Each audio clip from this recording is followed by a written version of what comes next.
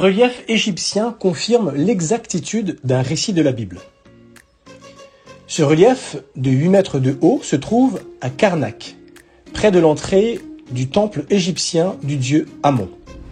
Selon les spécialistes, ce relief hiéroglyphique représente les lieux conquis par le pharaon Sheshonq dans les territoires situés au nord-est de l'Égypte, notamment Juda et le royaume du nord d'Israël. Le relief montre Amon en train de présenter plus de 150 prisonniers devant Sheshonq, aussi appelé Shishak.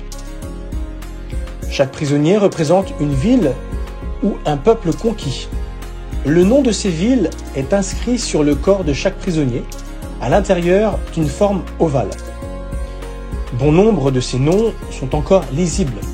D'ailleurs, certains sont bien connus des lecteurs de la Bible. Citons parmi eux Beth-Shean, Gabaon, Megiddo et Shunem. La Bible parle de la conquête de Juda. Elle fournit même des détails précis à propos de son invasion par Sheshonq.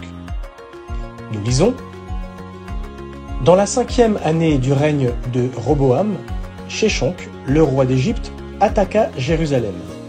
Il avait 1200 chars, 60 000 cavaliers et d'innombrables soldats qui vinrent d'Égypte avec lui. Il s'empara des villes fortifiées du territoire de Juda et il arriva finalement à Jérusalem, selon 2 Chroniques chapitre 12 versets 2 à 4. Le relief de Karnak n'est pas la seule preuve archéologique de l'invasion du pays d'Israël par Sheshonq. Le nom Sheshonq figure aussi sur un fragment de pierre ou stèle découvert sur le site de la ville de Megiddo dont parle la Bible. L'exactitude du récit biblique de la conquête de Juda par Sheshonq témoigne de l'honnêteté des rédacteurs de la Bible. Ils ont consigné scrupuleusement les victoires, mais aussi les défaites de leur pays. La plupart des écrivains de l'Antiquité n'ont pas fait preuve de la même intégrité.